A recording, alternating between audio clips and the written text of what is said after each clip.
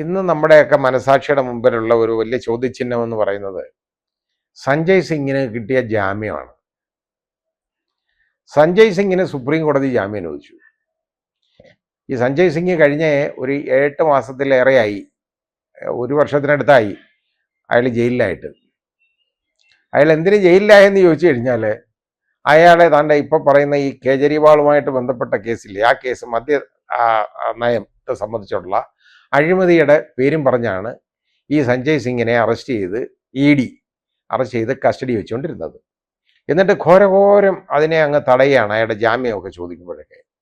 ഇപ്പോൾ അവസാനം മെനഞ്ഞാന്ന് ജാമ്യം ചോദിച്ച് സുപ്രീം കോടതിയിലോട്ട് വന്നു. സുപ്രീം കോടതി അപ്പോൾ കണ്ണുരുട്ടി എന്ന് ചോദിച്ചാൽ ഇയാളുടെ പേരുള്ള തെളിവെന്താന്ന് ചോദിച്ചു. അപ്പം അല്ല, അതിങ്ങനെ കളക്ട് ചെയ്തുകൊണ്ടിരിക്കുക. ഇതുവരെ ഒന്നും കളക്ട് ചെയ്തിട്ടില്ല ഇവന്മാർ, കേട്ടോ. തെളിവൊന്നും കളക്ട് ചെയ്തുകൊണ്ടിരിക്കുകയാണ്. അങ്ങനെ കളക്ട് ചെയ്തുകൊണ്ടിരുന്നുകൊണ്ട് കാര്യമൊന്നുമില്ല. അയാൾക്ക് ജാമ്യം കൊടുക്കാതിരിക്കണമെങ്കിൽ അതിൻ്റെ കാരണം പറയണമെന്ന് പറഞ്ഞു. അങ്ങനെ വന്നു കഴിഞ്ഞപ്പോൾ ഒരു നിവൃത്തിയില്ല. എന്നിട്ട് പറഞ്ഞു, ഞങ്ങൾ ഇത് നോക്കി, സുപ്രീം കോടതി പറഞ്ഞു നോക്കി, അത് ഞങ്ങളത് ഓർഡർ ഡിക്റ്റേറ്റ് ചെയ്താൽ ഇത് കഴിഞ്ഞു കഴിഞ്ഞാൽ അതിന് വളരെ ദൂരവ്യാപകമായ പ്രത്യാഘാതങ്ങൾ ഉണ്ടാവും എന്ന് പറഞ്ഞു കഴിഞ്ഞപ്പോൾ ഈ കേജ്രിവാളിൻ്റെയൊക്കെ അറസ്റ്റൊക്കെ ഇതുമായിട്ട് ബന്ധപ്പെട്ടാണ്. ഒരു അപ്രൂവർ ആളുടെ മൊഴിയാണ് ഈ സഞ്ജയ് സിംഗിനും. ഇവർക്ക് ഈ അപ്രൂവർ മതി മാപ്പസാക്ഷിയായിട്ട്. അതായത് ഒരുത്തനെ പിടിക്കും, അവനെ ഭീഷണിപ്പെടുത്തും, അവനെ ശരിയാക്കും, ഇല്ല അവനെ കൊന്നുകളയെന്ന് പറയും. അത് അല്ലെന്നുണ്ടെങ്കിൽ അവൻ്റെ പണം വേണം. ഇതൊക്കെ ചോദിച്ചു കഴിഞ്ഞാൽ അവനെ ഇലക്ട്രൽ ബോണ്ട് കൊടുത്തു കഴിഞ്ഞാൽ പിന്നെ കുഴപ്പമൊന്നുമില്ല. അത് കോടിക്കണക്കിന് രൂപ അവൻ കൊടുത്തു കഴിഞ്ഞാൽ പിന്നെ അവൻ ശരിയായ മാപ്പസാക്ഷിയായി. എന്നിട്ട് അവനെ കൊണ്ട് പറയും ഇന്നതുപോലെ ഇന്നാർക്കെതിരെ മൊഴി പറയണം. ഇവനങ്ങ് പറയും. അവന് വല്ല നഷ്ടമുണ്ടോ? കാരണം അവൻ വേറൊരുത്തനെ അകത്താക്കുന്നോ ഇല്ലയോ എന്നുള്ളതല്ല പ്രശ്നം. ഇവൻ എങ്ങനെയെങ്കിലും രക്ഷപ്പെടണമല്ലോ, പറയും. അങ്ങനെ പറഞ്ഞാണ് റെഡ്ഡി പറഞ്ഞ ഒരൊറ്റ മൊഴിയുടെ അടിസ്ഥാനത്തിലാണ് അപ്രൂവറുടെ മൊഴി. അതാണ് കേജ്രിവാൾ ഇപ്പോൾ അകത്ത് കിടക്കുന്നത്, അതായത് തിഹാർ ജയിലിൽ കിടക്കുന്നത്. അത് കേജ്രിവാളിനെ അവിടുന്ന് ഇറക്കി മുഖ്യമന്ത്രി സ്ഥാനത്ത് നിന്ന് മാറ്റണം, അവിടുത്തെ മന്ത്രിസഭ നശിപ്പിക്കണം, അവിടെ പ്രസിഡന്റ് ഭരണം ഏർപ്പെടുത്തണം. അതിനുള്ള ഒരു കുറുക്ക് വഴിയാണ് ഈ ചെയ്തത്. പക്ഷെ കേജ്രിവാൾ എന്ത് ചെയ്യുന്നറിയോ? ജയിലിൽ കിടന്ന് ഭരിക്കുക എന്ന് പറഞ്ഞു. ഇപ്പോൾ ഏറ്റവും BJP-ക്കാർക്കാണ് നിർബന്ധം, അവിടെ ജയിലിൽ കിടന്ന് ഭരിക്കാൻ പാടില്ല. കാരണം അയാളെ ഇറക്കി വിടണം. അപ്പോൾ അത് ഉദ്ദേശം അതാണ്. ഇത് കോടതികൾ, ജുഡീഷ്യറി തിരിച്ചറിയേണ്ട ഒരു കാര്യമല്ല. ഇത്രത്തോളം അഴിമതി നടത്തുന്നത് കണ്ടുകൊണ്ടിരിക്കല്ലേ.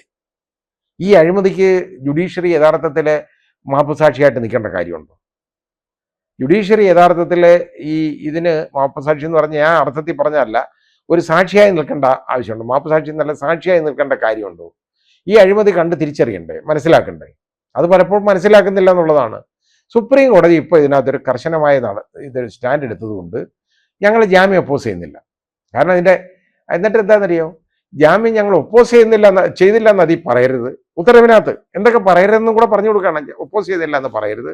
അത് മാത്രമല്ല, ഇങ്ങനെ തെളിവില്ല എന്നുള്ള കാര്യം പറയരുത്. ഇതൊന്നും പറയാതെ അയാൾക്ക് ജാമ്യം കൊടുക്കുന്നതിന് ഞങ്ങൾക്ക് തർക്കമില്ല. അയാൾക്ക് ജാമ്യം കൊടുക്കുന്നതിന് തർക്കമില്ലെങ്കിൽ ഈക്വൽ ഫുട്ടിംഗ് ആണ് കേജ്രിവാളിന്. ഇന്ന് തന്നെ ജാമ്യം കൊടുക്കേണ്ടതാണ്. എന്തുകൊണ്ട് കൊടുക്കുന്നില്ല? അപ്പോൾ അത് ഡൽഹി ഹൈക്കോടതി ഇങ്ങനെ വാദം കേൾക്കും. വാദം 3-4 ദിവസമൊക്കെ കേട്ടതിന് ശേഷം മാറ്റിവെക്കുക, ഉത്തരവെഴുതാൻ. എന്നിട്ട് അവസാനം കേജ്രിവാളിന് ജാമ്യമില്ല എന്ന് എഴുതി അകത്തോട്ട് അയക്കാനുള്ളൊരു ഉത്തരവ് പലപ്പോഴും വരാനും സാധ്യത വരും. അപ്പോൾ ഇതെന്താ കാര്യം എന്നറിയാം? കോടതി കുറ്റം പറഞ്ഞുകൊണ്ട് കാര്യമില്ല. PMLA ആക്ട് അനുസരിച്ച് തെളിവ് ഭാരം എന്ന് പറയുന്ന പ്രതിക്കാണ്, കുറ്റം ചെയ്തിട്ടില്ല എന്ന് കാണിക്കണം. ഇതാണ് കാരണം. പക്ഷേ ഈ കേസിനകത്ത് ഞാൻ ചോദിക്കട്ടെ, ഒരു തെളിവുമില്ലാതെ 7 മാസത്തിൽ, അതായത് 1 വർഷത്തോളം ഒരാളെ ജയിലിലിട്ടു. അയാളെ ജയിലിൽ കിടന്ന പീരീഡ് ആര് സമാനം പറയും ഇതിന്? അയാളെ ജയിലിൽ അയാൾ കഴിഞ്ഞ ദിവസങ്ങൾ, അയാളുടെ യാതന, ഇതാര് ഇതിന് ഉത്തരം പറയും? അയാൾക്കുണ്ടായ ഈ അപരിഹാര്യമായ നഷ്ടം, ഇറപ്പറബിൾ ലോസാണ് ഉണ്ടായത്. ഇതാര് നികത്തും? ഈ ലോസ്, ഈ നഷ്ടം ആര് നികത്തും? അയാളുടെ കുടുംബത്തിനുണ്ടായ നഷ്ടം ആര് നികത്തും? അയാൾ പ്രതിച്ഛായക്കുണ്ടായ മങ്ങൽ. പക്ഷെ ഇപ്പം അതിനെ ആവുന്നില്ല, പ്രതിച്ഛായക്ക് മങ്ങലേക്കത്തില്ല. ഇങ്ങനെ ഒരാളെ അറസ്റ്റ് ചെയ്യപ്പെട്ട് കഴിഞ്ഞാൽ അയാളുടെ പ്രതിച്ഛായ കൂടും എന്ന് തന്നെയാണ് എൻ്റെ ധാരണ. കാരണം ഇപ്പോൾ EDക്ക് ആ രീതിയിലുള്ള പേര് വന്നു കഴിഞ്ഞു. എൻഫോഴ്സ്മെൻ്റ് എന്ന് പറഞ്ഞു കഴിഞ്ഞാൽ ഇവരുടെ കയ്യിലെ കളിപ്പാവയാണ്, ഭരിക്കുന്ന പാർട്ടിയുടെ കയ്യിലെ കളിപ്പാവയാണ്. നീ അങ്ങോട്ട് ചാടിക്കളിയടാ കൊച്ചിരാമ എന്ന് പറഞ്ഞാൽ കൊച്ചിരാമൻ അങ്ങോട്ട് ചാടും, ഇങ്ങോട്ട് ചാടിക്കളയടാ കൊച്ചിരാമൻ എന്ന് പറഞ്ഞാൽ കൊച്ചിരാമൻ ഇങ്ങോട്ട് ചാടും. അങ്ങനെ കൊച്ചിരാമനായിട്ട് അതപ്പതിച്ചേക്കുന്ന ഒരു പ്രസ്ഥാനമായിട്ട് ED മാറി. അത് നമ്മൾ കണ്ടുകൊണ്ടിരിക്കുന്നത് ഇപ്പോൾ. എന്നിട്ട് എന്താ, ഇയാളെ ഇറക്കി വിടണം, മന്ത്രിസഭ കളയണം, അയാൾ രാജിവെക്കണം. അതാ പ്രശ്നം. മനസ്സിലെങ്കിലോ അയാൾക്ക് രാജിവെക്കണം എന്ന് എവിടെ പറഞ്ഞിട്ടുണ്ട്? അയാളെ ഇല്ലാത്ത ഒരു കുറ്റത്തിന് അറസ്റ്റ് ചെയ്യപ്പെടുകയാണ്. ഈ 8000 കോടി അടിച്ചെടുക്കുന്നതിന് കുഴപ്പമില്ല. ഇലക്ട്രൽ ബോണ്ട് എന്ന് പറയുന്നത് ഏറ്റവും വലിയ അഴിമതിയിലൂടെ, അതിന് സമാനമില്ല. 100 കോടിയുടെ അഴിമതിയാണ് ഇവിടെ നോക്കുന്നത് ഏറ്റവും വലുത്. അതാണ് നമ്മൾ കാണേണ്ടത്. ഈ രീതിയിലുള്ള കാഴ്ചപ്പാടോടുകൂടി ഉണ്ടായേക്കുന്ന അറസ്റ്റാണ് ശ്രീ കേജ്രിവാളിൻ്റേത്. യഥാർത്ഥത്തിൽ കേജ്രിവാളിന് ജാമ്യം കിട്ടാൻ അർഹതയുള്ളതാണ്. ഒരു അപ്രൂവറുടെ എവിഡൻസ് മൊഴിയല്ലാതെ ഒന്നുമില്ല. അതും മറ്റേ കേസിനകത്ത് സഞ്ജയ് സിംഗിനകത്ത് അപ്രൂവറാണെന്നുണ്ടെങ്കിൽ 10 തവണ മൊഴി കൊടുത്ത് 10ാമത്തെ മൊഴിയിലാണ് അയാൾ ഈ സഞ്ജയ് സിംഗിനെ കുറിച്ച് പറയുന്നത്. കാരണം ഏത് വിധത്തിലുള്ള മൊഴി ചോദിച്ചാലും ഇവർ കൊടുത്തില്ലെങ്കിൽ അയാൾ അപ്രൂവർ അല്ലാതായിട്ട് മാറും. അയാൾ പിന്നെ അകത്ത് കിടക്കണം. അങ്ങനെ കിടക്കേണ്ടത് കൊണ്ട് ഇവർ ഈ പറയുന്നതെല്ലാം ചെയ്യും. അതുകൊണ്ട് ഈ അപ്രൂവറുടെ മൊഴിയും വിശ്വസിച്ചുകൊണ്ട് ഇതേപോലെ ഒരു രാജ്യത്തിലെ ഒരു സംസ്ഥാനത്തിൻ്റെ മുഖ്യമന്ത്രിയാണ് പിടിച്ചിട്ടേക്കുന്നത്. അതാ കാര്യം. ഇപ്പോൾ ഇത് നോക്കുക എന്ന് പറഞ്ഞാൽ രാഷ്ട്രീയമായ പകപോക്കൽ മാത്രമല്ല, രാഷ്ട്രീയ പ്രതിയോഗികളെ ഒതുക്കുക, ഇലക്ഷൻ വരുമ്പോൾ അവരെ അമർച്ച ചെയ്യുക എന്നുള്ള ഒരു സാഹചര്യത്തിലേക്ക് ഈ BJP നീങ്ങിക്കഴിഞ്ഞു. BJP ഭരിക്കുന്ന യൂണിയൻ ഗവൺമെൻറ് നീങ്ങിക്കഴിഞ്ഞു. അവരുടെ ജോലി ഇപ്പോൾ ഇതാണ്, ഈ രീതിയാണ്. ഇതിനെ ന്യായീകരിച്ച് ആരും ഒന്നും BJPക്കാർ പോലും പറയുന്നത് നമ്മൾ കാണുന്നില്ല. ഇപ്പോൾ കേജ്രിവാളിന് എതിരെ സംസാരിക്കുന്ന BJPക്കാർ പോലും വളരെ കുറവാണ്. കാരണം ഇതിൻ്റെ കാരണം അവർക്ക് പുറത്ത് പറയാൻ പറ്റുന്നില്ല. ഇതിൻ്റെ കാരണം എന്താണ്? ഈ രീതിയിലായി. പിന്നെ ഇലക്ട്രൽ ബോണ്ട് ഇന്ന് വരെ നിങ്ങൾ ശ്രദ്ധിച്ചിട്ടുണ്ടോ ആരെങ്കിലും? ഈ ഇലക്ട്രൽ ബോണ്ടിൻ്റെ ഈ ഇഷ്യൂ ഒക്കെ വന്നു. ആദ്യം പ്രധാനമന്ത്രി ഒരു വാചകം പറഞ്ഞു. ഈ ആദ്യത്തെ ഉത്തരവ് ജഡ്ജ്മെന്റ് വന്നപ്പോൾ എന്താണെന്നറിയാം? കുചേലിനെതിരെയും നീങ്ങുമായിരിക്കുമെന്ന് കേട്ടോ. അതായത് ഇത് ഇപ്പൊ കുചേലന്മാരെ നമ്മൾ കണ്ടല്ലോ. കുചേലന്മാർ വാങ്ങിച്ചു വെച്ചേക്കുന്ന 8,000 കോടി രൂപയാണ് കുചേലന്മാരുടെ കയ്യിരിക്കുന്നത്. അതാണ് കുചേലൻ. ഇനി ശ്രീകൃഷ്ണൻ ആരാന്നുള്ളത് മാത്രമേ ഉള്ളൂ നമ്മൾ നോക്കാം. കുചേലന്മാരെ നമ്മൾ കണ്ടു. ഇതാണ് കുചേലൻ. അപ്പൊ ഈ രീതിയിലായിട്ടുള്ള കാഴ്ചപ്പാടാണ്. അപ്പോൾ അത് പറഞ്ഞു. അത് കഴിഞ്ഞിട്ട് പിന്നെ തുറന്നിട്ടില്ലല്ലോ. ഇത്രയും വലിയ അഴിമതി ആരോപണം BJPയുടെ പേർക്ക് വരുന്നു. ആരെങ്കിലും ഇലക്ട്രൽ ബോണ്ട് വാങ്ങിയിട്ടില്ല എന്ന് ആരെങ്കിലും പറയുന്നുണ്ടോ? അല്ലെ വാങ്ങിച്ചത് നല്ല കാര്യത്തിനാണെന്ന് ആരെങ്കിലും പറഞ്ഞിട്ടുണ്ടോ?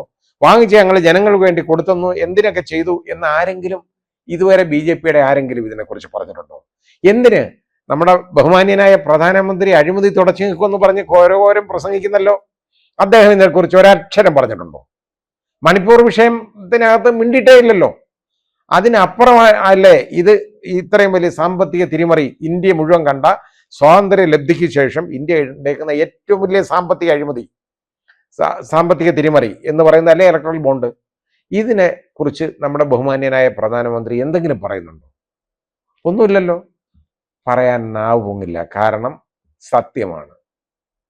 അപ്പോൾ സത്യമാണെന്ന് അവർക്കറിയാം.